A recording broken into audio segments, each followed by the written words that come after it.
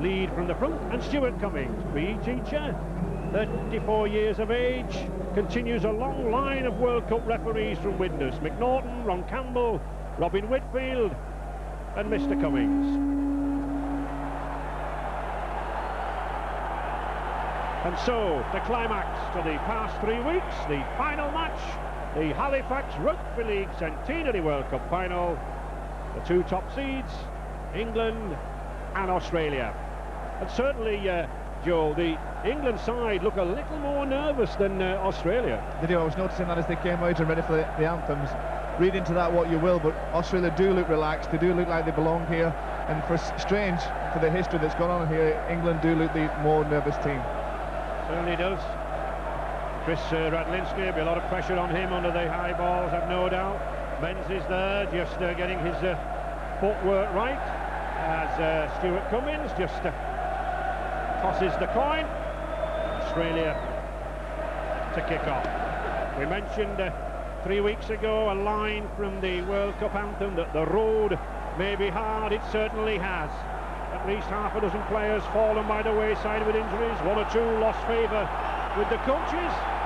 Perhaps the best line this afternoon. The prize we seek is worth it all. The next 80 minutes will tell us, Steve. It's going to be a tough game, this. I think when we're talking about teams being relaxed, England has been the form team in this competition, and I'm sure Australia feel they're the underdogs. They've got nothing to lose out there today. They lost the first game at Wembley to England. I'm sure today they're going to come out there, start 100 mile an hour, and we're in for an exciting 80 minutes. Andrew Johns to start. Almost no wind here at Wembley.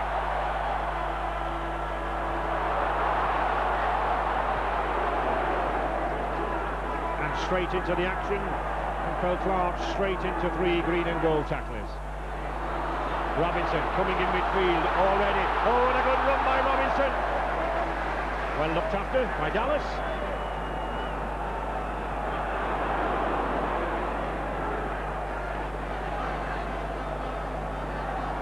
England will want to get a good feel of this ball in this early stages, Joe. Play out this sequence of 6 tackles. A little bit risky, actually. They've passed it very wide on a couple of occasions already.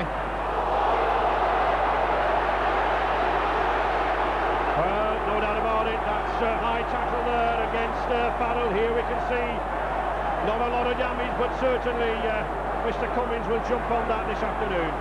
You'll have a look here, Brad Bigler. He jumps up off the ground to get Andy Farrell. He's a big lad, Andy Farrell, and Bigler's got to keep his arms down lower. It's not what Australia wanted, of giving a penalty away in the early stages of this game. Jackson to Harrison, the big Halifax captain. England then on the attack already in these opening stages. Clarke will be a teammate of Fittler next season with the Sydney City Roosters. Roars of England going around this stadium, urging England on. A try or a goal in these opening minutes could do so much for the English team's morale. Goulding then taking charge at half-back. Farrell again to Connolly.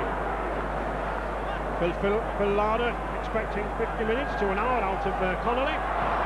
Bobby Goulding with a little chip through. Oh, well read. Well read by Dallas, but good cover by Newlove. It'll be a dropout under the post. Well, in this World Cup, we've seen Bobby Goulding put those kicks to the corners before. Well, I can understand why the referee didn't judge that this should have been a tap to Australia on the 20-yard line, because he caught that ball behind the line, and the rules state that it's not a dropout at all. So I was a little bit confused by the referee's decision there. Yep. Mr. Cummings in charge. And Jason Robinson will gratefully accept that ball. Robinson limped off after the semi-final with Wales with a foot injury, but looks to be back. Martin Offiah, he was troubled in the early stages of this Halifax World Cup. And we have Richard Duckingfield as ever down there on the bench. Any early news, Richard? Well, you probably noticed that the sun's gone and it's quite dull, and it's also quite cool. There was a heavy dew on this pitch until not long ago, and it's not there now. Interestingly, we were watching earlier this afternoon, Andrew Johns, the Australian number 9, was practising his goal kicking for a full 10 minutes at the tunnel end before the game. The 11th World Cup tournament, the first starting in 1954, and Bobby Goulding looking to break through the cover there. It is Andrew Johns. Radlinski once again testing Dallas. That's a very, very high one. Oh, he's missed it. That's offside, surely. A penalty. Jim Dinnock protesting there to Mr. Cummings, but no doubt about it. Jim Dinnock, the Australian loose forward, instinctively touched that ball. It's offside.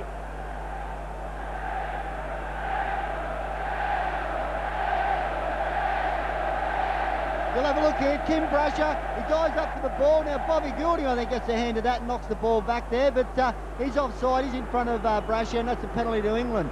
They've actually started off the way they did the first Wembley game, putting a lot of high kicks up to Brasher, and he had a lot of trouble with them that day. It's not going to do his confidence a lot of good dropping that first ball. Bobby Goulding, the kicker this afternoon. We saw here at Wembley Andrew Farrell taking the kicks earlier on, but Farrell, a slight groin strain for Larder, just resting the big loose forward. And of course, Bobby Goulding, an excellent kicker in his own right. Regular kicker with the St Helens club. Just 15 metres out. Goulding looking to give England the lead with 2 points, and he does. Just a quick glance from Bobby there, just a check that the flags were raised upright. No need. England 2, Australia 0, and the start England wanted, Joe. The perfect start. Not only with this kick that gets them 2 points, but the whole pattern of play from the kick-off. They received the ball, I'm sure that's what they wanted, and they managed to set the stall out and play a very good set of 6. They got a penalty, they moved into Australian danger area, and then eventually a penalty and 2 points. So the great start for England, just what the coach and the team wanted. And was that a hint of offside again there? But no, says Mr. Cummings. That was bad taking of the kick-off. Australia on the attack. Desperate defence here needed now from England. Larson cutting through. Larson. Oh, he's only got a lead over. Surely no. He's just held up. Australia again. Johns moves the ball out wide. Oh, good tackle. Excellent tackle there from Paul Newlove on Terry Hill. Australia moving the ball wide again. They've got an overlap outside. Brings it back inside to Menzies and to Dimmock. Well, I think the Kangaroos would have been better advised to have continued that ball to the left. But it's Johns again with a little grubber kick. Robinson's there! Oh! We're looking there for consultation, and I'm sure Richard's got the touchdown.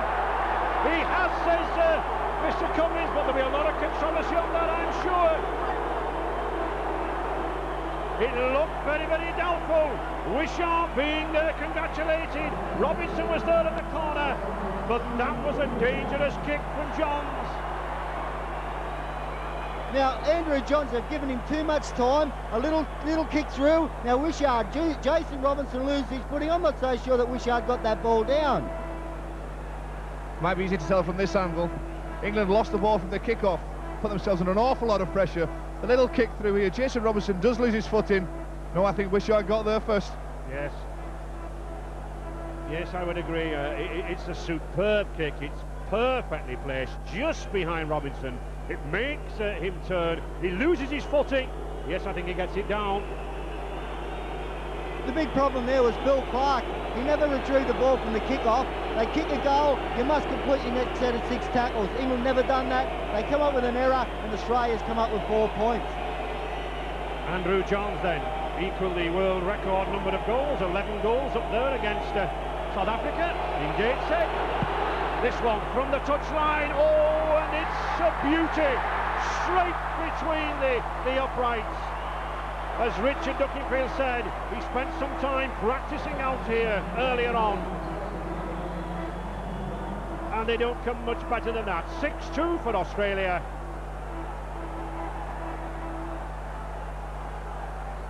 England may have had the start they wanted, and then one slip, one mistake, half a chance, and Wishard's on it. He had it covered, Jason Robinson there. It's just unfortunate that he just slipped on the ground. As we said, Australia were looking very, very confident before kick-off. Wishart, a prolific point scorer on the Kangaroos tour in '94, continuing the trend here in the Halifax World Cup. You'll have a look here, Karl Harrison, a swinging arm. He's on Mark Coyne, but he's roughing him up a little bit there, and that's not what England wanted. They didn't want to give a penalty away now. They need to settle their play down. It's still early in the game, and you shouldn't be panicking at this stage. Tuvey to Karl. And the Australian bench is keeping an eye on their loose forward, Jim Dimmock, who took a bang in the head. The trainer says he's rather woozy. They're going to watch him for about 5 minutes, see what happens. He should be picked up after that try, I should think. There is Jim Dimmock. We'll keep an eye on ourselves, but it's Australia moving this ball wide. Fickler trying to send Menzies through, but again, good cover down that far side from Tony Smith. Larson, nice one-handed pass there. Johns again. Johns is caught in the damage, but not with passes like that. Well, it was well intended, but I'm afraid Andrew Rod Wishart would have to be about 7'5" to get this. Wishart had lost his wingman Jason Robertson, but the pass was just too high for me. There's no way he could have taken that. It was good vision by Andrew Johns there, but he just over a little bit too much power in the pass. All square up front there, 15 stone 9 apiece. But a long way to go in this game. England, of course, were trailing in the early minutes in the group match and managed to turn the tables later on. Offside. I think a lot of pressure on the referee here, Stuart Cummins, particularly after the Australian coach Bobby Fulton's outburst against the referee in the semi-final. Yeah, I don't think that he could have anything to complain about, because I think through this series, Stuart Cummins had a fine game in the first Wembley game and has probably been the form referee throughout the whole series. Farrell.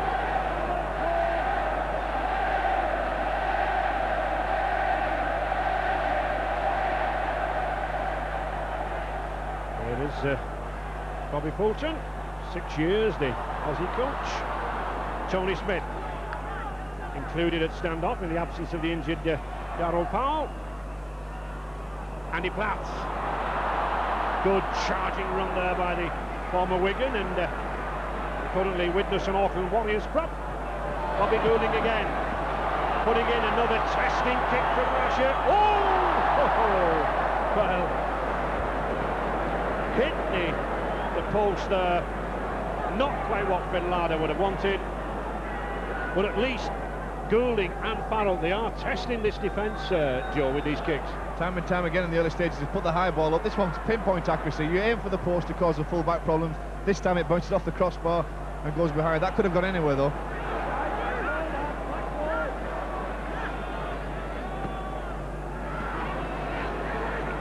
Karl will see him charging up there quite a few times at first receiver. He does the hard work, the donkey work in this pack.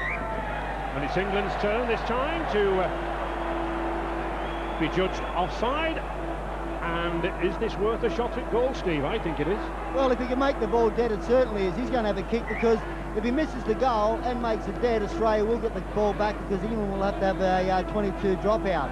But Australia need to keep the pressure on England at this stage, and if they get another 2 points, it puts them that 6 points clear.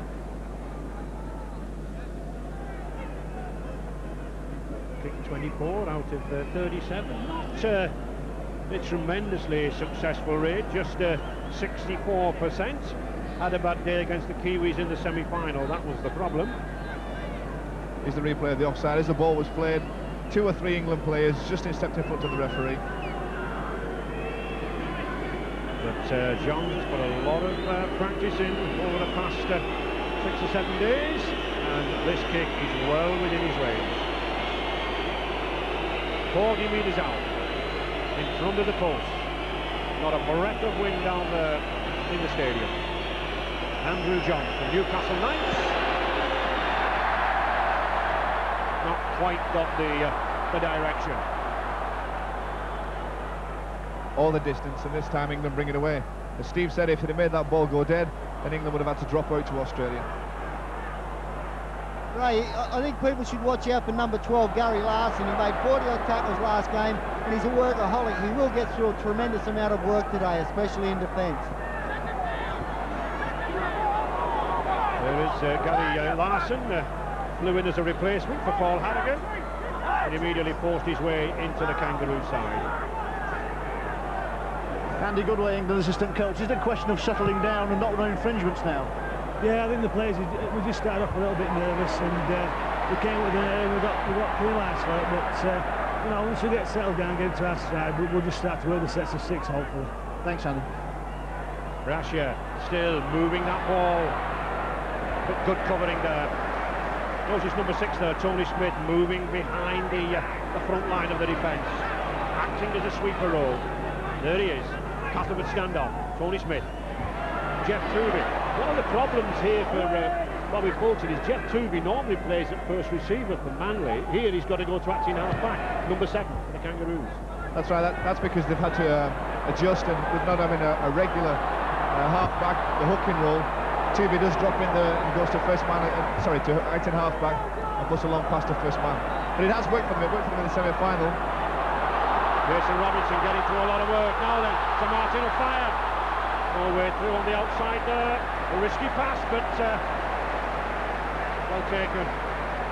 A risky pass he had to take, else he'd have been bundled into touch with the ball.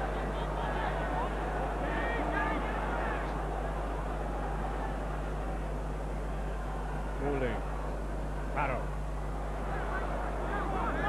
Australia, Steve, employing a very bunched defence in midfield. They are. They're very tight around the ruck area because they know that's where Lee Jackson will make a lot of yards in the big front rowers, so they're keeping it tight, but their sliding defence is very good. You notice there when England got the ball out wide, they covered Martin Offiah very quick. Sydney Tigers full-back, and a very pacey full-back. And pulled into touch there. Well, no loss of strength there from Gary Connolly. He lost a stone with his bout of pneumonia. He went on a diet of chocolates, put the stone back, and the strength appears to be there. Yeah, he covered Brasher well. Brasher just shocked the English defence for a while with his pace, but Gary Connolly manages to use his own body and momentum to take him over the sideline. It's a great covering tackle from Gary. Radlinski.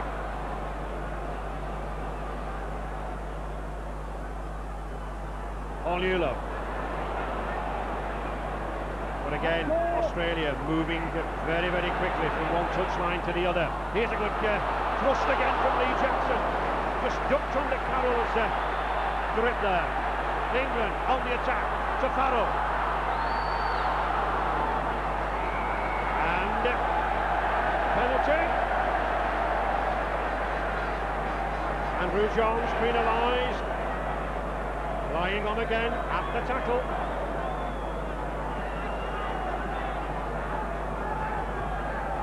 This is the second time that Andrew Johns has been penalised. That's for flopping. There's no need. It's a little flop. He's gone in to slow the play the ball down. Yeah, the penalty early on in the game was against Andrew Johns being inside the 10 metres. This was an earlier, Joe, a great argument last week in that semi-final against New Zealand. I know Bobby Fulton had, shall I say, words with me this week. He felt we were a little harsh. I don't think we were. No, I think they were holding down. It's a very fine line between people holding down and just completing the tackle. But you have to let the player get up and release him, and let him play and let the game continue. It's a fine line, but one that teams work very, very well. And Australia did it very, very well last week. Bobby Goulding then, looking to add another 3 points. He does, but only just enough the upright. The England scrum half will be relieved at that. But it edges England nearer. 2 points the difference, 17 minutes gone. But a lot of pressure on Goulding here. You'll see Bobby Goulding, he's certainly got his eyes set on these posts today. It's the second time from different kicks that he's hit the uprights, hits the left-hand upright and goes in, and that's a boost for England to get that 2 points. I can't help commenting again, Joe, but England look very, very tense, as if, the worries of the world are on them. They set the stall to absorb the Australian pressure early on. But I think that may have just got to them a little bit. They do seem uptight, they do seem tense, and they're not playing the fluent rugby that we've seen throughout the competition so far. Of course, the last time a team from these shores won the World Cup was Great Britain 23 years ago. England only competed as a separate nation on the 2 occasions, 75 and here in 95. Bobby Goulding again. keeps pumping that ball down to that wing behind Dallas. Obviously, I think England coach Phil Larder has spotted a weakness out there, either on the Brasher's right-hand side or just behind the cover there. England have a couple of options with kicks. They could go long to Radlinski. They also have Andrew Farrell. This time they use Bobby Goulding, and it's a good long touch-finding kick down the left-hand side. And of course, whenever you kick down that side, there is always Martin Offiah, the man with the supreme pace. Any wingman turning his back to recover, he's always a little worried, isn't he? There is, it's a great kick, and that's what coaches want, but I still think they may have been able to put a little bit more pressure on Tim Brasher. He's come up with a couple of errors. He did have a bad average game in the first game, and if they put a high kick up to him, if he made another mistake, he may be shot for the rest of the game. The tackling there on Mark Coyne. He doesn't like it, but play on, says Mr. Cummins. And another offside, surely. Andy Platt moving in far too quickly. The gap must be kept at 10 metres. Mr. Cummins strictly adhering to it. And we need a good 10-metre gap if we're to get a good open game. Mark Karl. Another one of the Manly players, Sydney, and Dean Fay from the Sydney Bulldogs, the grand finalists there in Australia this summer. Johns again, finds a way through. Oh, now then, he's got some pace.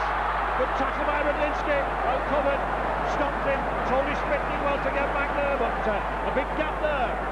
Tuvey running at the heart of the defence, well picked up there by Karl Harrison, but it's Australia looking the more dangerous here. Fittler again, out to Brasher. 10 metres, Brasher wanting to get the ball played very quickly.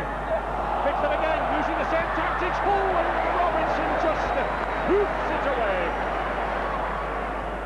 Good. Fittler putting the pressure there on Jason Robinson. Jason wasn't going to make the same mistake twice of slipping or losing his footing. This time he whacks the ball, make sure he goes dead. We'll have a look here, gentle little kick off the left foot from Brad Fittler. Jason Robinson, he made sure it went dead. Now Australia will get the ball back from a goal line drop out. You think, Joe, Australia putting these kicks behind Gary Connolly, thinking he's not quite fit on the turn? Possibly, they might have looked at that before the game. I think they just tried it again there, having scored one try from it, and thought, well, why not try it again?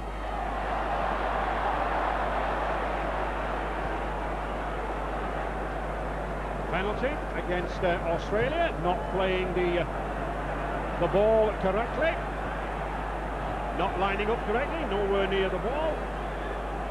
We see the man standing in front to play the ball there, interfering. Good decision there from Mr. Cummins. Quite a lot of penalties so far, Stu. 5 penalties Australia, and Andrew Johns has given 3 of those away. But it's a very tense situation out there, and will be, I think, for quite a few more minutes yet. I think the Australians have targeted Andrew Farrell as a key player. Every time he gets the ball, there are 3 or 4 players, Australian players, willing to tackle him. But England on a roll now. Tony Smith, Denis Betts. Good pass inside, but well covered there by Jim Dimmock. Dimmock trailing Tony Smith. Goulding again, we're looking for a high bomb. Oh, it is. That's a good one. Clarke's up there with it. Well taken. Never took his eye off the ball, did Brasher. Plays it to himself. He can do that. Slack marking there by England. There might have been a chance of obstruction there from Australia. As Brasher went up for the ball, one of his teammates got in front of block Phil Clarke out completely. You don't have to get out of the way, but you're not supposed to step in front of him either. Good bollocking run there by Jim Dimmock. Well, Paul Newlove just let him go. I think he was looking to the referee there to call held. Occasionally referees can do that. Fittler again, turns that ball inside, fences, Brasher.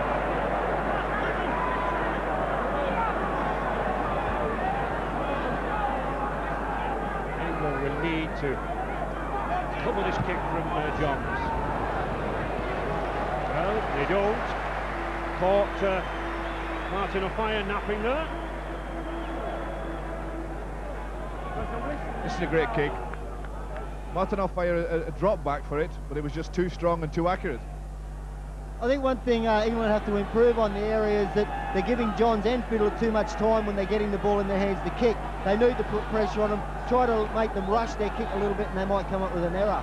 Andrew Johns in the middle there, number 9, one of a few sets of brothers, Viv and Bill Farnsworth, Ben and Dick Cornett, who have played together for Australia. Of course, his brother Matthew on the subs bench. They certainly are targeting Andy Farrell, Joe. Very vigorous tackles when he gets the ball. They're going in 2s and 3s. And that was really a strong tackle there from Dean Payne to lift Paul Newlove up there like that. Over 15 stone is Newlove. To send him crashing down, that takes some strength, that's some force. Just look at that tackle. Newlove is down and he loses the ball. That's got to be close to a spear tackle. That he lifted him up off the ground, and the rules state you can't lift the player up, you can't put a arm between their legs, and Australia was very lucky then, lucky not to get a penalty against them. And again, interfering at the play of the ball. Holding the player down, standing above him, says Mr. Cummins. Here we see.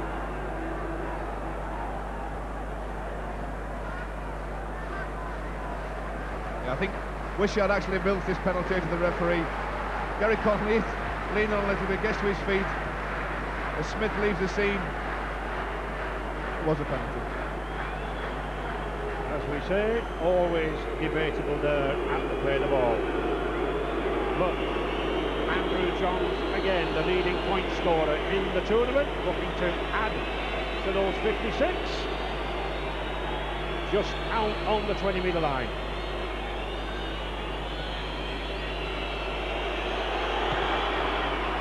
And that 2 points does take him out further. 58 points in this tournament, much to the delight of those Aussie fans.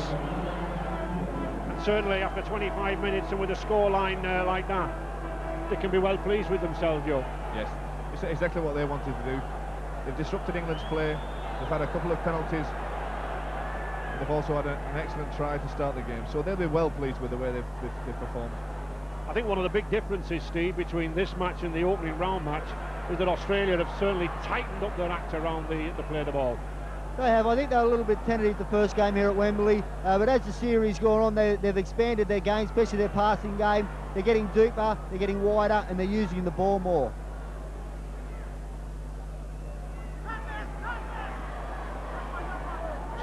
Australia making good use of these tackles, and there we can see already Australia tremendous territorial advantage there in this early stage. And Fickler trying to add to that advantage. Tests Radlinski. Menzies and Dimmock moving quickly in the tackle. On Offiah going away. Now then, Offiah, can he go all the way? I think he will. Martin Offiah going to the corner. Oh, he's just caught at the corner. Just caught at the corner. The crowd roar for a try, but it won't be. The touch judge has his flag up, Tony Brown, right on the spot there. But I thought Offiah was in there. He seemed to break away, but that was a good cover tackle. Brett Dallas, of course, who is no mean sprinter, managed to get back. Was he in touch? I don't think he was. Brasher did make a good tackle, but Martin Offiah seemed to release the ball just before it crossed the line. He was in the air, and I don't think he was in touch.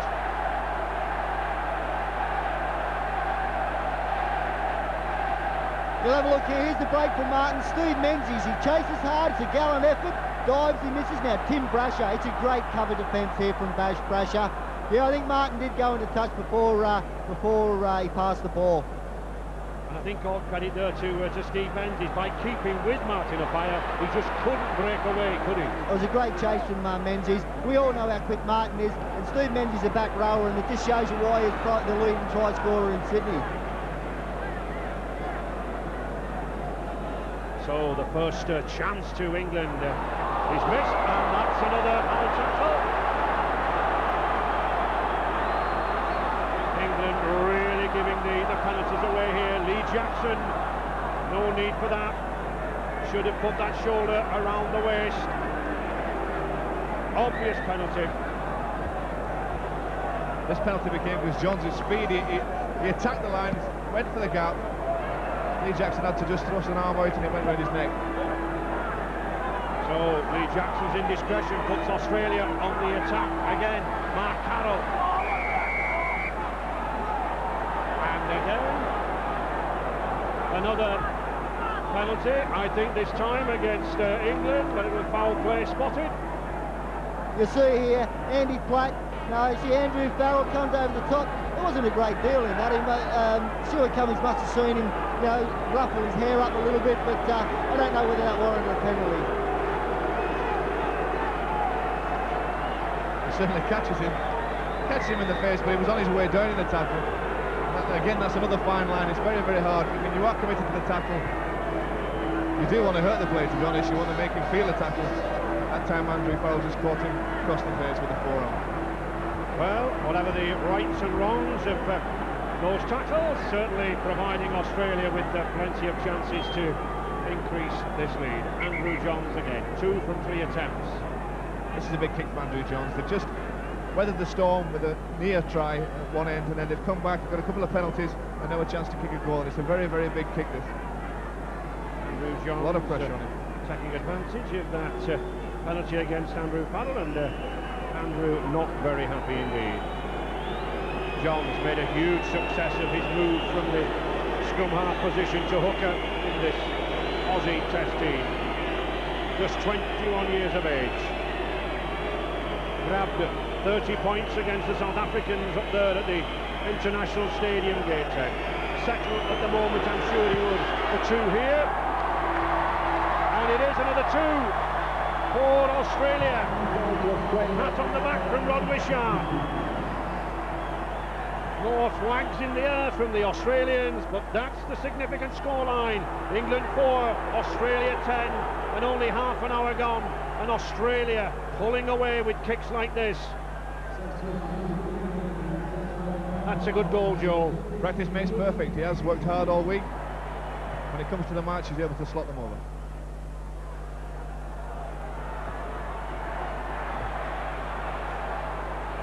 Connolly, good tackle. Mick Cassidy coming on, substitution for Karl Harrison. I think just Karl Harrison having a breather there. Of course, both sides allowed 4 substitutions, and Phil Larder using one up there already.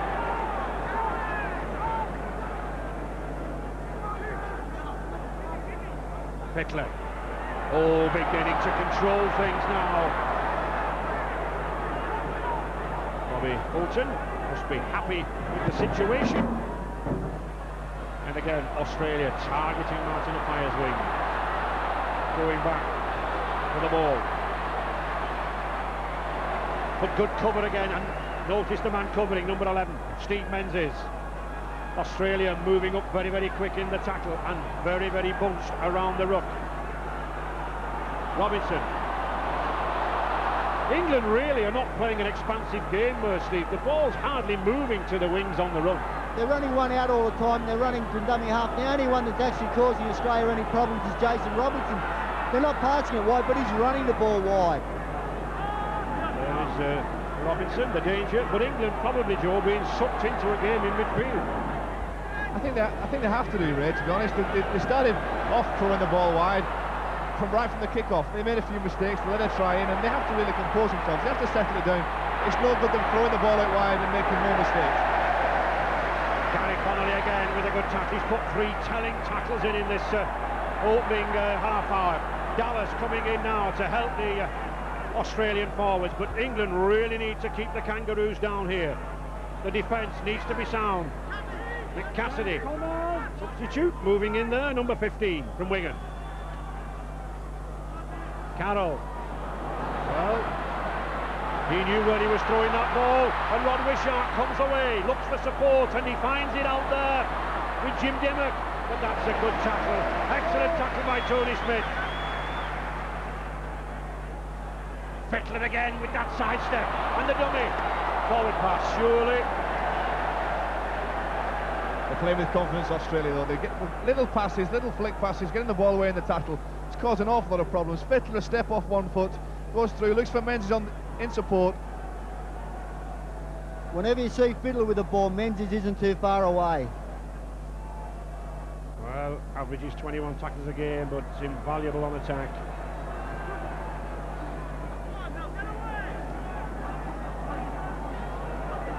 Robinson. He's a strong man, but really doesn't gain any ground, loses a yard in fact. Denis Betts.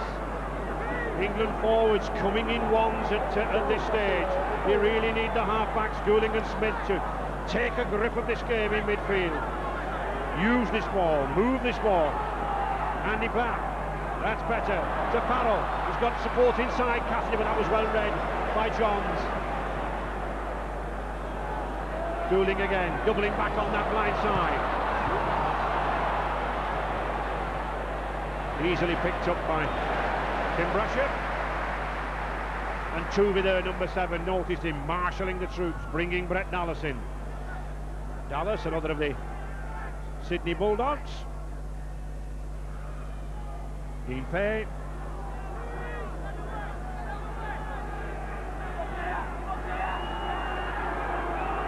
Tuvey. Thought he'd spotted a gap, but Clarke closed it.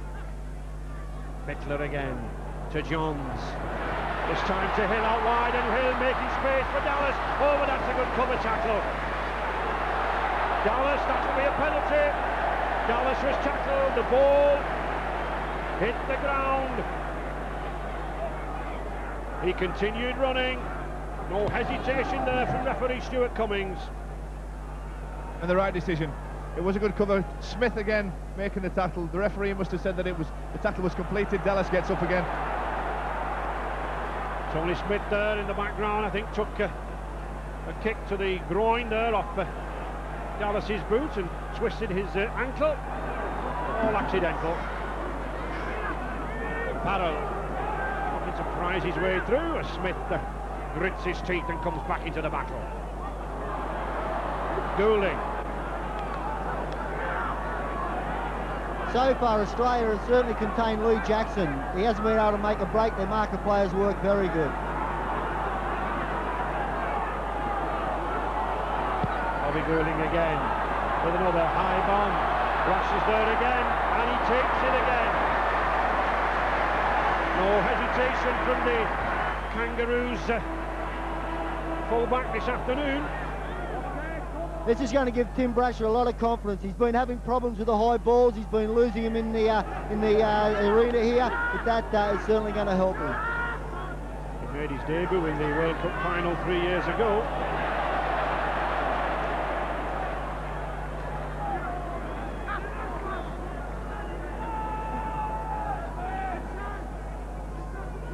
Tony Smith, England number 6, who was down there for a short while, should be all right. He was just very badly winded. Took him a while to get his breath back. He's back in the action now.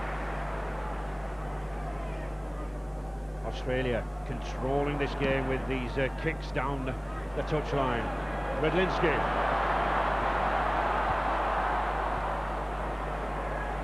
Just 19 years of age, this England fullback. Connolly. Oh, his first touch of the ball on the run. Jackson, Denis Betts, but the England forwards not with him there, Joe. No, the success they've had over the tournament has been, when they attack the line, they've been short little passes to support play. They do seem to be isolated on their own at the moment. They've got two of the best centres in the world in Newlove and Connolly, and they haven't got the ball out wide to them. The only time they've touched the ball, I think they've touched it once each, and they've gone looking for it. Certainly you tend not to break down the Australians around these rucks. Goulding finding a chip kick through. Oh, now then, it's a chase with Goulding and Dallas. Fitless there, but that's the kind of pressure to put on Australia. Bobby Goulding, realising that the defence was strong around that ruck area, put the little grubber kick in, and it almost worked. Speed of thought from Bobby Goulding. Nothing was done out wide. He couldn't find those centres, so he put a little kick through and a kick chase, and Fittler had to kick it dead. We'll have a look here. Smart little kick from Bobby. Follows through. He's going to give it a little soccer kick through. But the great pace, Fiddler's got the pace, Brett Dallas, there was 2 Australians there to cover the ball up. Good work there from Goulding. Just 2 minutes remaining then in this this first half, and England desperate for some points before they go in at the interval. Robinson, can they maintain the attack now? Ooh, almost sliced his way through, but again, that tackling machine, Gary Larson. Jackson. Oh, Phil Clarke loses it. Annoyance on his face. One of 2 Liverpool University students in this squad, Barrie-Jon Mather, former PE students.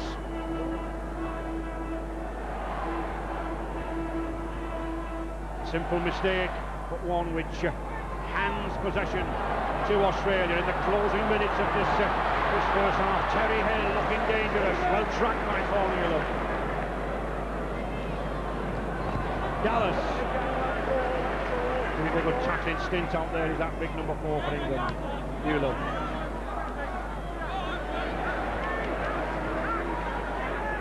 But the problem about losing that ball was not just giving Australia the ball, Joe. It really took all the pressure off them, didn't it? England had a chance there to pull some points back.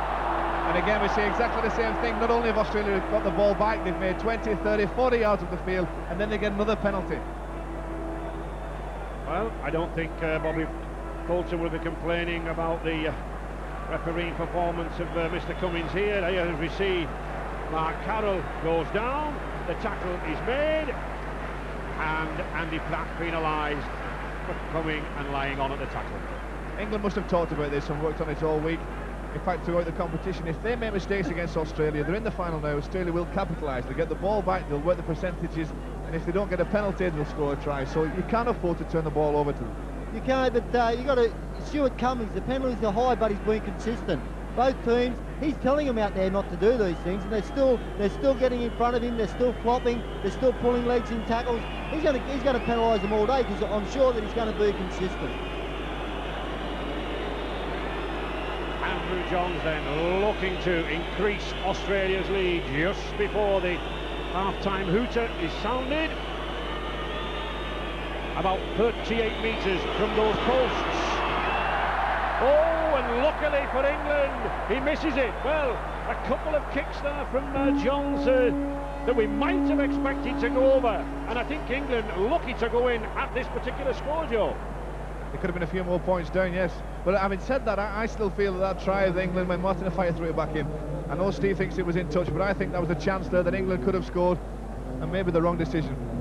Just the one try in the 7th minute, that's the difference. That try to Wishart, plenty to do, and of course the try that was almost there from Offiah. But I think we've got to get this ball, England, out to Offiah and Robinson, on the wings, not in the middle. Well, they do. There's 40 minutes to go. Now, Phil Larder, he can get him in there. He'll be saying to him now, settle down. Let's not worry about that 40 minutes. We didn't play well that 40 minutes. If we can lift our game 25%, we can still win this. I'm sure that he's going to be try to lift them and keep them confident.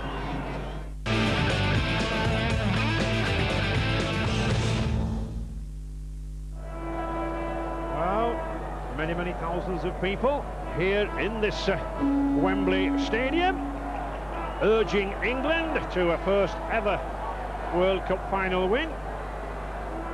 The next 40 minutes will tell us if they can.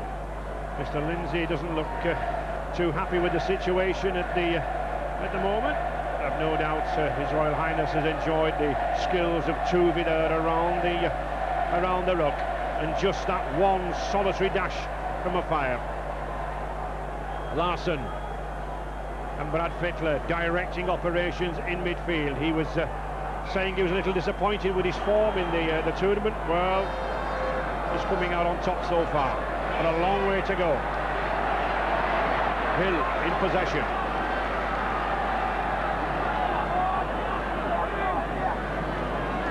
And England really, Joe, they need some points in the opening 10 minutes of this half. They need them, but they shouldn't go throwing the ball around and just hoping for it. They have to settle down and get their pattern. They have to get the link we've talked about between Bobby Goulding and Smith, and then try and bring these fast, big centres into play. Some potentially bad news for England. Andrew Farrell has not been in the dressing room at all during half-time. In all that 15-minute break, he was pacing up and down inside the tunnel. That's because of the groin strain he picked up in the semi-final game, and he couldn't afford to stop moving, so they'll be keeping a close eye on Andrew Farrell. Well, his absence, if he were forced to leave the field, would be a huge blow. Connolly still looking fresh and fit despite his illness.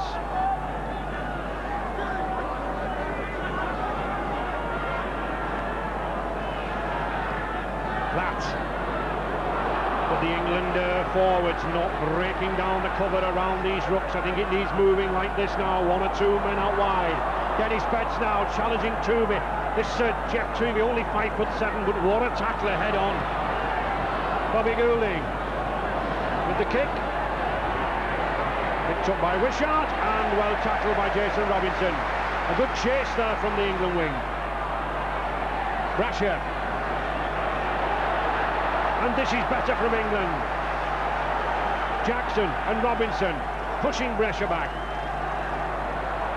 Dean Pay. It's been certainly a more controlled start from England. What they mustn't do now is give a penalty away. They've put a little bit of pressure on Australia. They mustn't let them make a break or give them a penalty. Menz is allowed to escape a little there, courtesy of that one-handed pass.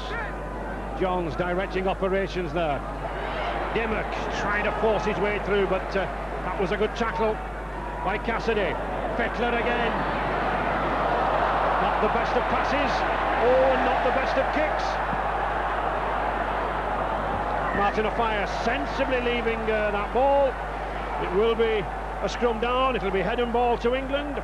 Brett Dallas couldn't touch it either. He realised he was offside from the kick.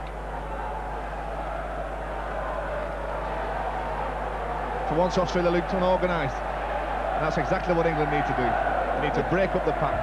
They come from Bobby Goulding. He put pressure on Fiddler. Fiddler couldn't get the kick away. Bad pass into Andrew Johns. Dean Pay ended up putting a bad kick. Good long passes there, Smith and Radlinski. Connolly cuts inside.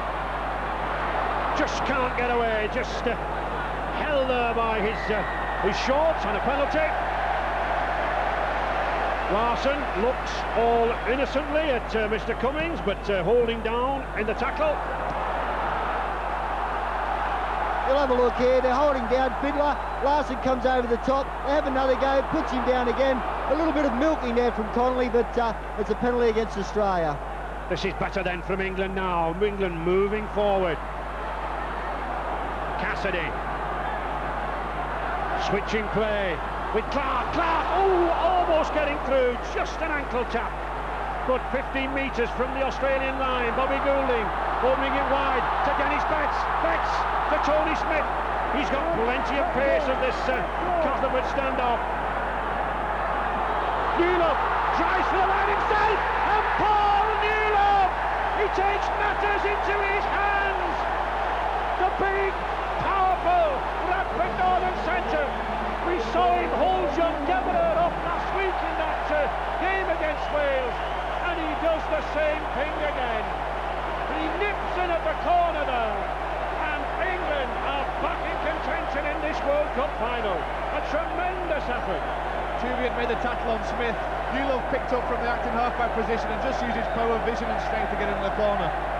Australia must have been expecting the ball to go out wide from the play of the ball. Instead, Newlove picked it up, run at Tuvey, was offside. He couldn't tackle him, and then just power and strength. Well, he was saying early this week, you know, he's only just started on weights. He's never really done any weight sessions in his life.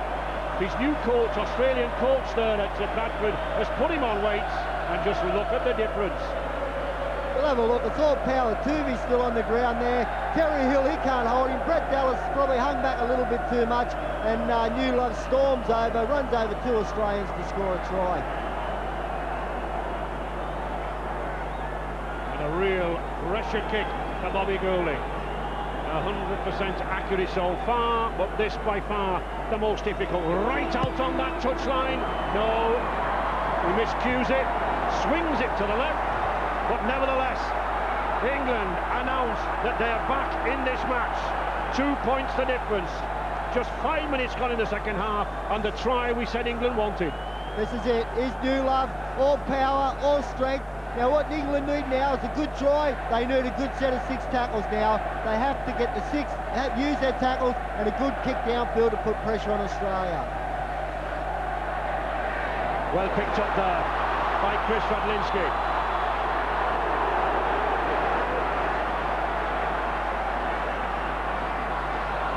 Robinson seeking to confuse Australia in defence with his jinking, with his sidestepping.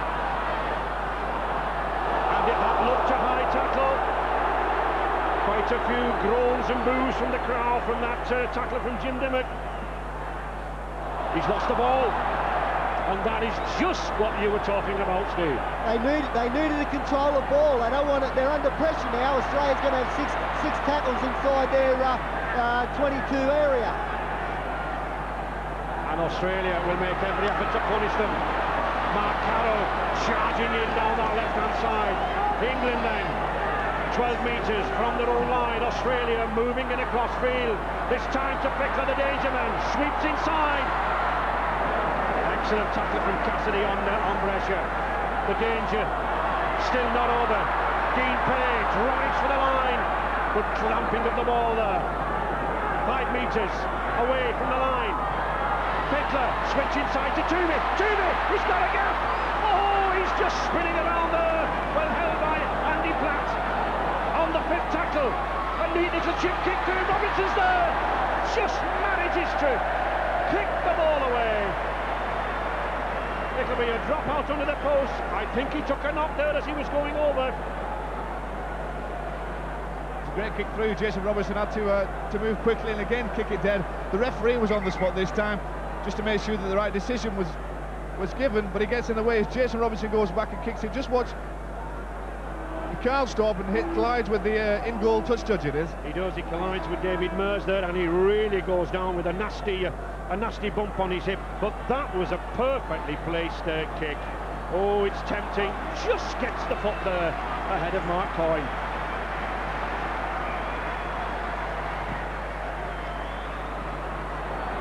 But the pressure still not off England as Dimmock powers in there. Okay, let's go. A good 6 tackles in defence wanted from England here now. Larson. One thing England will have to watch for now, Australia will have noticed that Jason Robinson is limping around there on the wing, and they'll use it. They'll take it to his side. They might put a kick in, or they might just pass the ball wide, but they'll look to exploit that slight injury. Yes, he had a foot problem before we picked up. Oh, Pickler with the sidestep, puts it inside. Well picked up by Andy Platt, and relief on 1 or 2 of those that England faces. That was typical Pickler play. He likes to move out wide like that. Then he throws the pass inside to Menzies, but he'd overrun the ball. Now then, England really have to hold this ball here. Well, Richard was talking about the groin there from Andy Farrell, but he's certainly running better. Well, he's a tough nut, he'll carry on playing. It's the World Cup final. He's been keyed as a danger player, a man who can make the game and change the game, and he'll want to stay on and do his bit for England. Bobby Goulding pressuring Australia with a kick. Good kick, excellent kick. That's what England want. They've got to play this game in the 2 corners. Bobby Goulding weighing up the situation, now beginning to direct things that are required.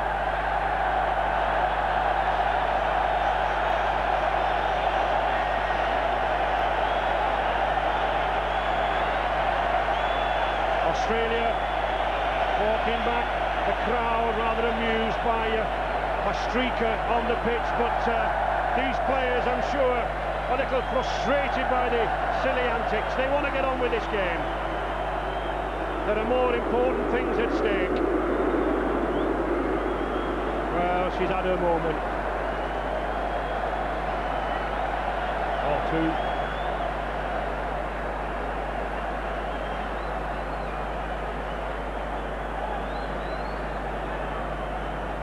Mr. Cummings sensibly waiting.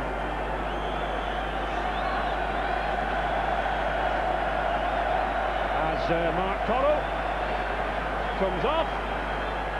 Looks as though he's had a knock to the head.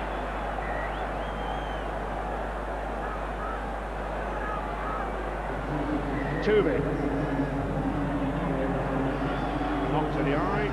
Jason Smith already backing down there. But there is Jason Smith. But the tactics from England, excellent in this opening spell of the second half. Keeping Australia penned down here, and a penalty. A penalty against Lee Jackson. Interference once again at the play the ball. We'll have a look here. Tim Brasher, he takes the tackle there from Connolly and Farrell. He loses the ball back. Now here it is, Lee Jackson. He's not going to let him get up. He's interfering. Comes off his foot. Penalty to Australia. And you know, Steve, I just can't understand the interference at the play the ball. It's so damaging to either side. Well, in defence of England there, I thought they must have felt that ball had gone forward. Hadn't it gone backwards, the referee was playing the advantage and the right decision, but England must have thought it was forward and were wanting a scrum. Dean Pay beginning to enjoy one or two dashes down the middle there. Larson. Well picked up by Bobby Goulding. Mark Carroll, the Australian forwards, picked up a fair-sized cut above his right eye. It's beneath the eyebrow. It's being patched up now, so Carroll could go back on for the sin bin. And the news of Jason Robinson, he's aggravated the ankle injury. He picked up at Old Trafford. Menzies, well picked up by Kris Radlinski. That was a vital tackle. One tackle remaining. Oh, Australia going for the line! Intercepted by Clarke! A timely intervention there by the England second row. A try looked to be on. England at panic stations a little here. They need to settle down. They need a couple of drives.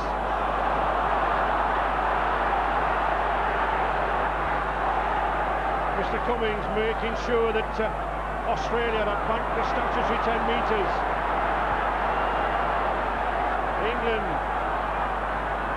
holding onto the ball for dear life. A long kick needed now. Back to Andy Farrell. A lot of pressure on him.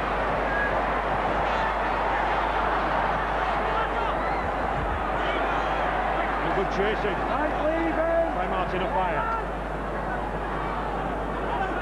The match delicately balanced now, Joe. That was a great tackle from Kris Radlinski at the back. He stopped Menzies and clamped the ball as well, and it looked like a try was on. Great work from him. That's a good tackle. Oh, Gary Connor, they're doing a magnificent job in defence out wide there. Australia now pushing this ball around, trying to use the pace of Menzies. Menzies, he's got almost free. Gets it back to Tubey. Tubey pushed it back inside. Goulding's there. Oh, one pass too many from the Kangaroos. And he's a penalty. Once again, another infringement at the play the ball. When will these players ever learn? But Goulding there, on hand, he picks the ball up. That's the third time now Australia have been in a good attacking position, look like they're going to score a try and thrown a bad pass, and England's come back up with the ball. And time again, that bad pass, Joe, has been a pass inside to a forward coming up on the inside. They usually look for somebody like Menzies there, but it's not like Australia to put the ball to the ground. They usually find that support play. England putting it to the ground now, and a lot of loose ball coming either side's way here now. Jason Smith not eluding Cassidy. Pay, Larson. Good tackle around the ankles there from Farrell. Bickler thinking, probing, working in hand here with Tubey. Edging nearer to that England line. Australia, of course, still in the lead by 2 points, 10 points to 8.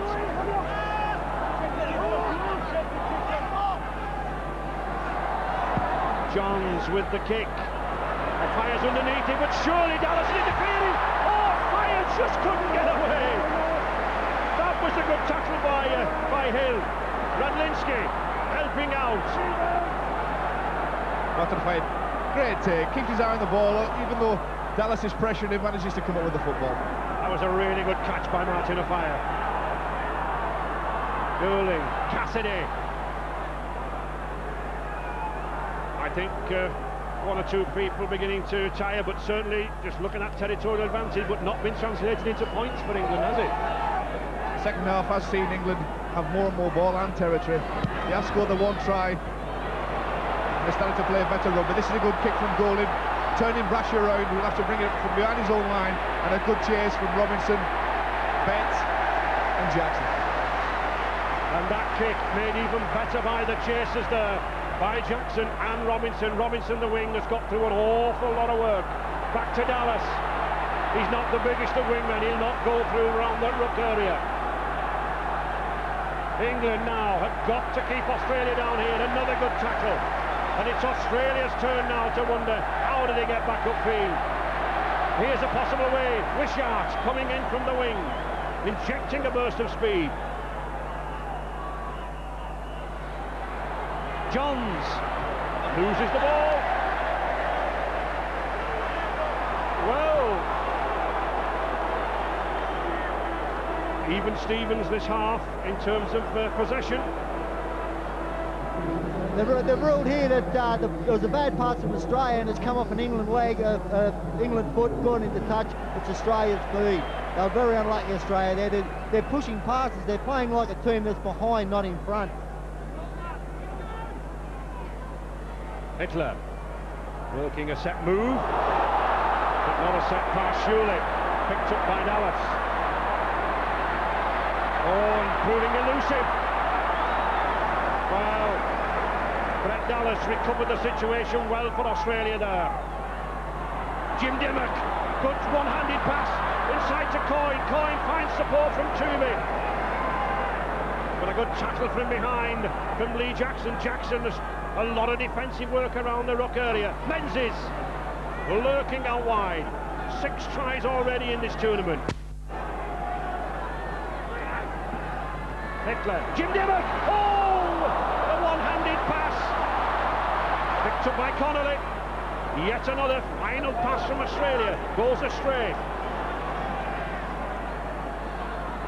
Robinson. 1 or 2 players beginning to tire now, Joe. The gaps are opening up. Maybe time for a substitute. Somebody to exploit those gaps.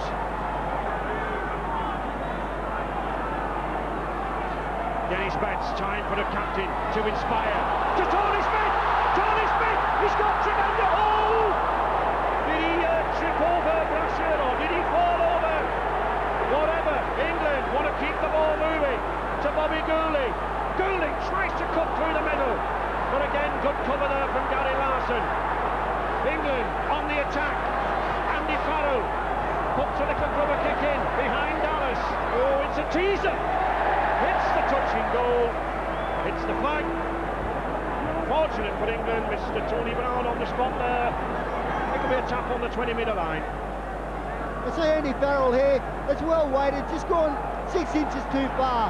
If it had been this side of the dead in goal line there, it would have been a scrum and Australia would have been under pressure. And you wouldn't think that Australia were actually leading this match at the moment. It's Australia who, you say, are forcing the passes, who are letting the ball go astray. They've got to settle down. They've got to make sure they complete their 6 and put a kicking game in order to turn England around. The England defence at the moment frustrating, that when we know that with players around like this, like Johns, he's got pace to go to the corner. Oh, he's just been halted. Bobby Goulding did well to track him down, but it's Australia again, still challenging. Dimmock across to Fickler. Fickler moves inside again for his favourite boy. On the 5th tackle, is it worth a drop goal? No, says Jason Smith. Picked up by Robinson. Can't get away. Smith takes a knock. Radlinski.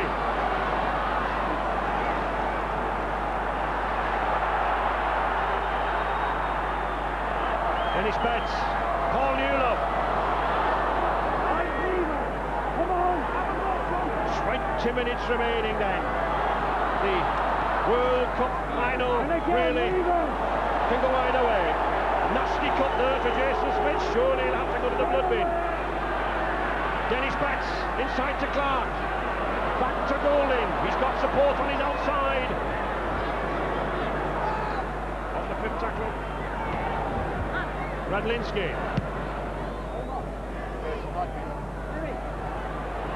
That forces pressure back, and that's a good kick from Kris Radlinski.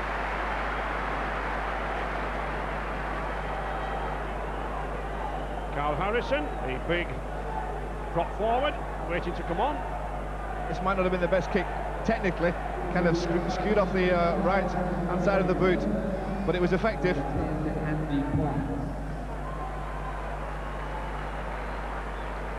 There is Karl Harrison on the pitch, and Andy Platt leaving the playing area. Done a good job for an hour. But it's Australia in possession. Oh, Wishart lost that ball surely, but play on, says Mr. Cummings. Pickler, they've got to pick this man up. He's the danger. Number 6 for Australia, the skipper. Brasher. That knock we commented on for Jason Smith. John's a good pass to Menzies. Menzies once again racing through. Oh, the knock on. Picked up by Radlinski. Now then, can he get away? No, he can't. Well, held my coin. Farrell. The Australian forward Jason Smith's back on the bench with a rather nasty cut on his right cheek, which is holding a pad to staunch the bleeding now. It won't be stitched while the game's on because he might be able to go back. I think we can expect to see Chris Joynt join the action for England very soon. Just an Andrew Johns penalty goal, the difference between these two sides. Wishart a try for Australia, Newlove 1 for England. And the destination of the Halifax World Cup still undecided. Pressure picks it up well there in the 20-minute area.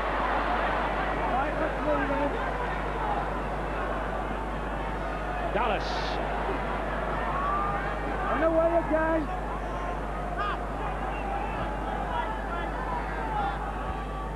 And suddenly, Joe, it's Australia who are driving the forwards now around the rucks.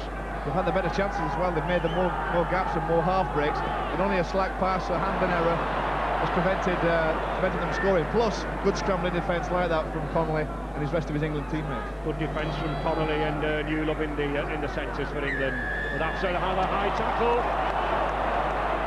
Mr. Cummings signalling, and Bobby Fulton just checking his own Adam's apple there instinctively.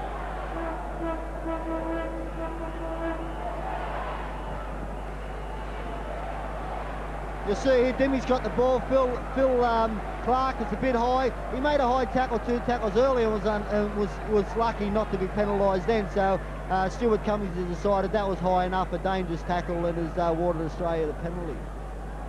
Andrew Johns to put the ball into touch. Advances Australia upfield as Andy Platt contemplates the remaining quarter. Karl, invariably at first receiver, inevitably doing the hard work, followed by the other prop, Dean Pay. It's been a bruising, long, hard 3 weeks for these prop forwards. Pickler again on the outside. Always danger when this Australian skipper's in possession. Here he is again, pushing it out wide. Picked up by Hill. Hill, well held by Smith.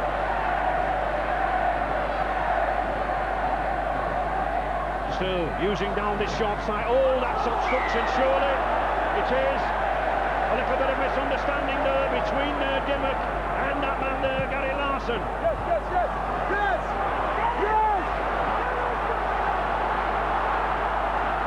Have a look here. Larson runs in front of Dimmock. There was no obstruction there. They made the tackle on Dimmock. I don't know that that warranted a penalty. 19 penalties. That's a tremendous number for a game of this quality. But the tackling has been fierce. And the referee must be said has been consistent. It's always a worry for coaches and players if they're not, and this time Mr. Cummings has been just that. He's been consistent, he's kept both teams apart, and he's policed it and ruled it very well. Less than 15 minutes remaining, and England try to mount an attack.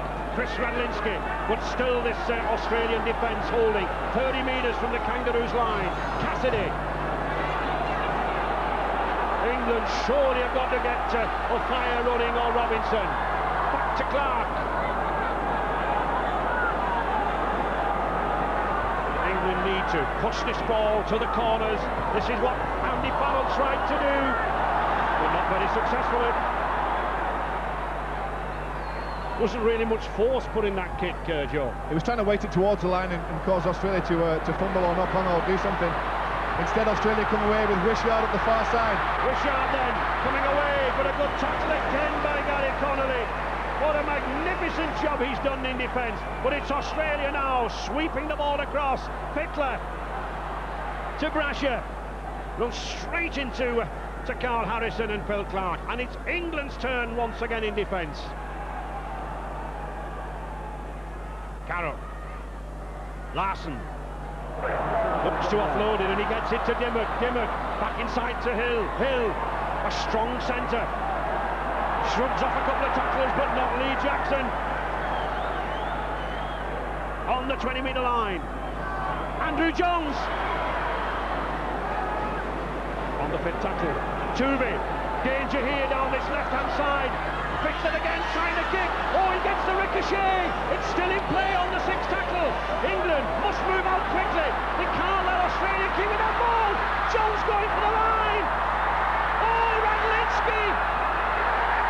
Is he going to give a try? I think he is.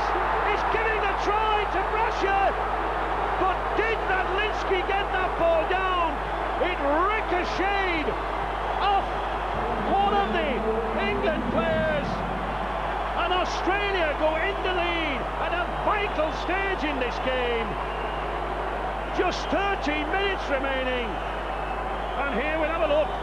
See, Fiddler, he's kicked through, it's come back off. Now it's still the last tackle. England never played at it. Wishart offloads to Karl. Now Karl, smart little offload to Johns. Johns, quick pass in now. Here it is, Brasher. Kicks off the ground. Now it's come off Brasher's shoulder. Come through, fair try. I don't like to say this from an England point of view, but it is. Of all the play to keep the ball alive, Australia, watch when the kick comes through, it's a pass that goes to ground eventually. The kick comes through. Kris Radlinski does get a hand on the ball, but short of the line. And as the ball goes over off Brasher's shoulder or back, he's the first to react and eventually scores a try. Yes, that was real determination on Brasher's part, but I sensed danger when England relaxed after Fickler's initial stab at the ball on that far corner. Andrew Johns then, looking for the conversion, looking to kill off any hope of England coming back. Not the most difficult of kicks, 15 metres out, 5 metres to the left of the upright.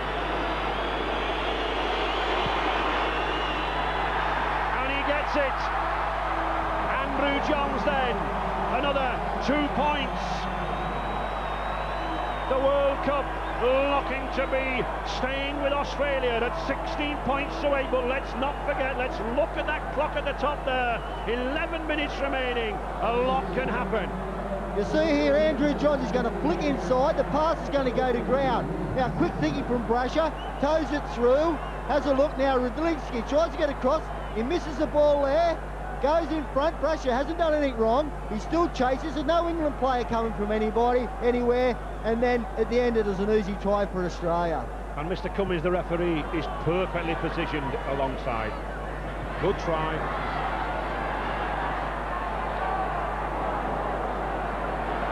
England then, everything to play for now.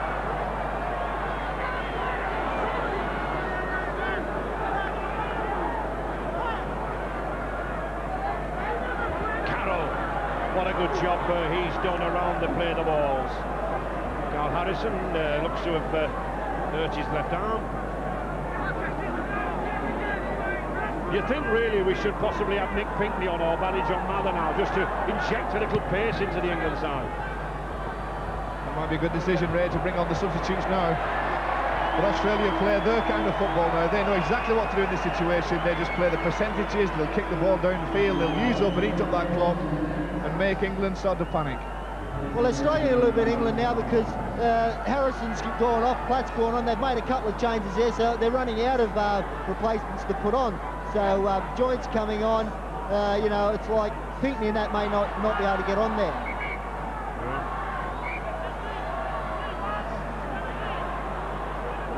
Bobby Goulding urgently wanting to get this ball out of the scrum, wants to get it moving. And really, Martin Offiah and Jason Robinson on the wing, they've really got to get that ball to hand. Bill Clarke. Kris Joynt on for Mick Cassidy. Joynt, a scorer in the opening Group 1 match. Martin Offiah. Can't get away. Being forced sideways. Robinson. Good ball to Tony Smith. Smith coming away, but good tackle again from Fickler. And Karl Harrison, the big England prop forward, has had to come off with a damaged left elbow. The doctor's examining it at the moment to see what the extent of the damage is.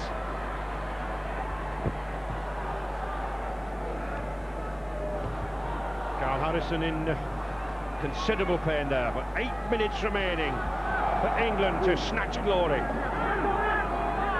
8 points the difference. 16-8 in Australia's favour. The world champions looking to retain their crown. Dean Pay. He's had a good game doing Pay. He's just kept going forward all game. He's taken England pack on. Him and Mark Carroll have had super games. But I think the man who just put that kick in there for my money has had a good game. Not only Dean Pay, he's averaged 18 tackles, he's taken the charges, but Brad Fittler, the Aussie captain, what a good game he's had. Here he is, he knows what he's doing, keeping the pressure on England, sending Martin Offiah scuttling back there to the corners. And at this stage in the game, it's an awfully long way to move 90 yards upfield, as England have to do. Bobby Goulding then to feed the scrum. Offiah to receive. Well looked after. Australia know that as long as they can contain England down here, the trophy is theirs. Newlove.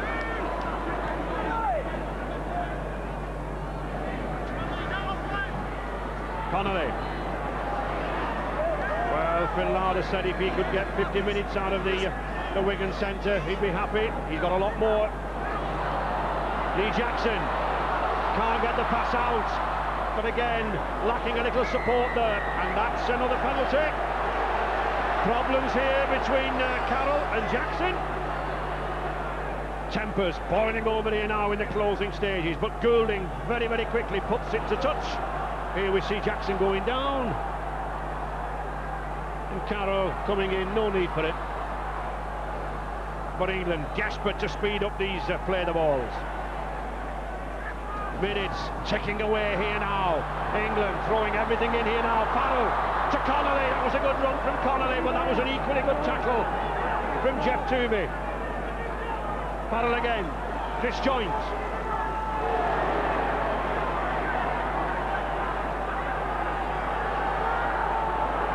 Must be very disconcerting for England. They look into the Australian back line, and there's Toomey, the smallest man on the field. So you run at him naturally, thinking you've got the size advantage, and he puts in some crunching tackles. Goulding, switching play to that blind side. Oh, little rubber kick through, but no luck for England. The ricochet picked up by Brasher. And there is Dallas now, helping out in the middle. Australia will hold on to this ball now for dear life. Menzies. I think it's time as Bobby Fulton put some replacements on here. There's a lot of tired players out there. He's still got plenty of fresh players. He seems to play that way sometimes, Bobby. If his team's on top of thinks they are, he doesn't like to make replacements. But I do think that there is a lot of tired players out there.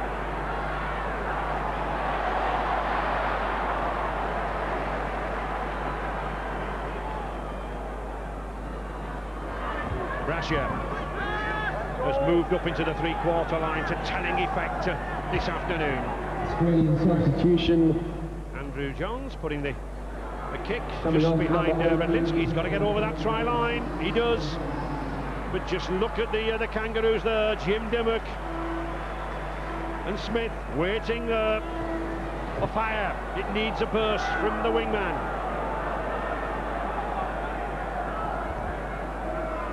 Clarke.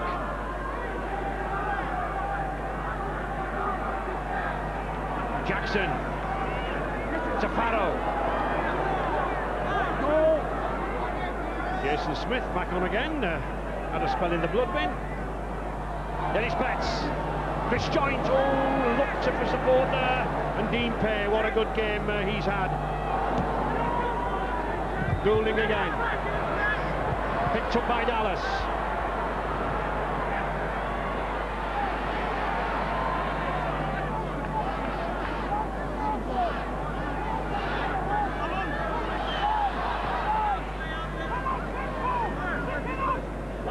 Andrew Johns, the man of the match. Certainly his points have been invaluable for Australia.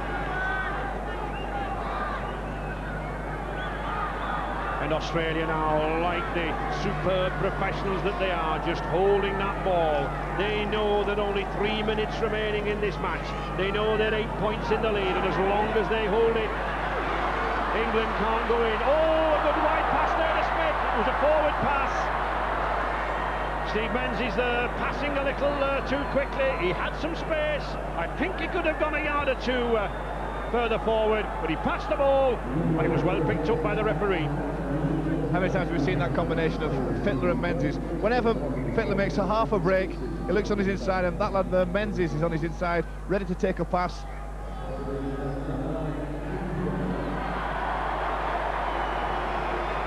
Surprisingly, Australia with more handling errors, yet we haven't taken advantage of them, have we? No, England, as we spoke in the first half, they're still running that little bit one out. They haven't got the outside men. Newlove scored a try, and it was from dummy half. Those angling errors that Australia have made have all been in England's half. There's nothing that they could have picked up a mistake like in the first game and scored. They've had to come 60 yards after the mistake. Platt, good pass from Platt. Jackson, England opening up now. Betts, oh, good tackle and a good pass. Farrell, a beautiful ball out there to Clarke, but that's good cover from Australia. Superb rugby from England, and Australia there. Professional foul. No wonder England are annoyed at that. Phil Clarke is upset at that. Lying on deliberately at the play the ball, and that surely must be a sin bin offence. Mark Carroll really has no need to grumble. Bobby Goulding shouldn't be interfering. But lying on deliberately in the tackle there, stopping England from continuing the movement. And really Carroll will be better advised to get himself sat down on the bench there. Well, we can't see here what it's for, but it's actually between Brasher and Clarke. Now, Carroll comes over the top. He still hasn't done anything there. I don't know why he's got the sin bin.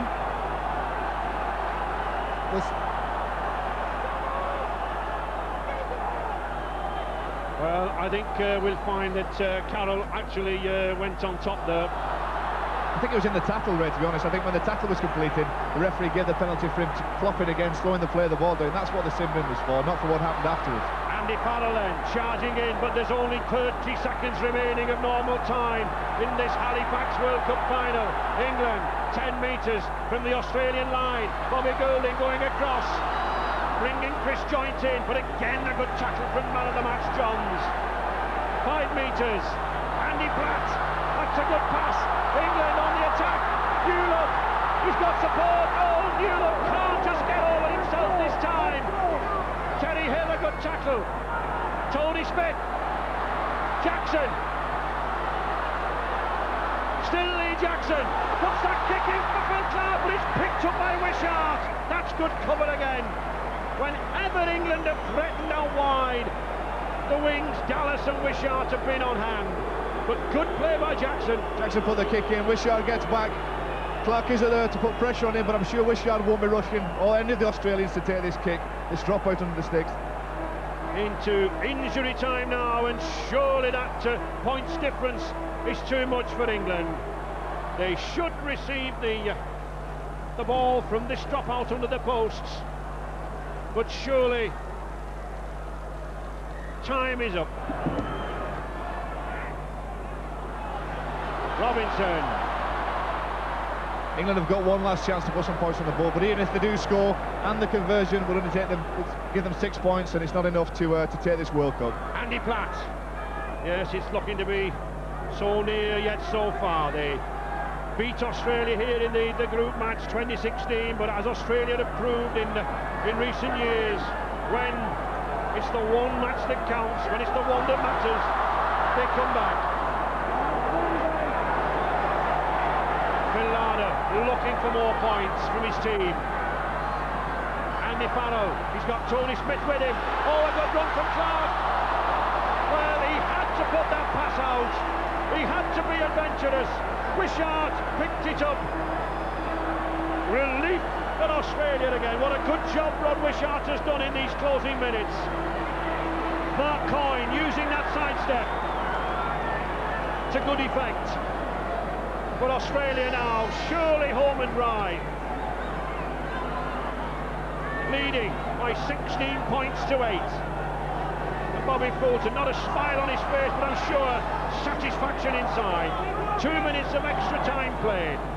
Toovey takes a knock, but the Gale little scrum half, he'll get up, he plays that ball.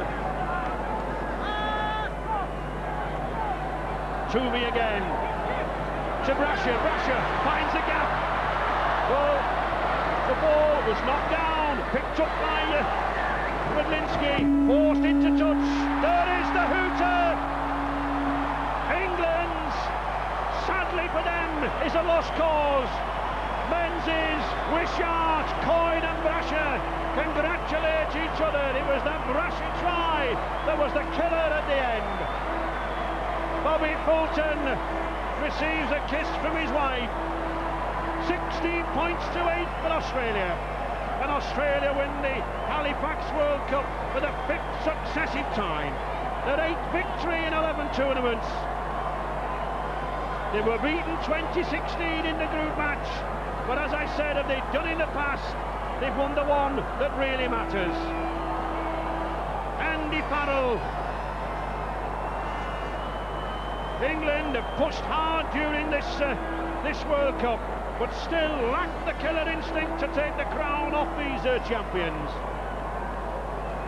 Brad Fickler offering words of consolation to Denis. What a good performance from Gary Connolly. That's the skipper and the sad Phil Larder. He's worked hard over the past month. Gary Connolly, no doubt he'll be rather tired this weekend. Andrew John's man of the match. Andrew John's man of the match. Tight game, but from Australia's point of view, the right result. Yeah, we always knew it was going to be tough here. England's a great side. They proved that in the first game, and they never gave up. And I'm honoured to play against them here in probably one of the best stadiums in the world, and probably the best supporters in the world. So just can't believe it. Did you wonder about England's performance in the first half when they looked a bit tight, they looked a bit uninventive? No, I think it was that sort of game, it was pretty tight. That's the way finals are always played, and forwards win it and defence wins it. And, it was tight all the way, and a couple of lucky breaks went our way, so we're pretty, lucky in a sense, but you make your own luck and just ecstatic. You're going to enjoy getting a touch on that trophy? Oh, mate, I've never touched a trophy in my life. I've never won a grand final, so I'll count this as one. Well done, Andrew. Thanks, Thank you very mate. much. Bobby Fulton there congratulating his players. Congratulations, Brad. We thought that Australia might get better, and so they did. Yeah, we got better each game, and the boys were under pressure, from at home and from over here. We didn't have much go pressing over the boys. They lifted today, and England played great, but it was played better. England came back in the second half. They looked a bit better, but you held them. Yeah, we did. That was desperate. We played real desperate, and that's why we come away with a win. Boys just dug in when it was counted. Happy journey home. Thank you. Well played. The Australians, well, naturally delighted and deservedly so, Joe.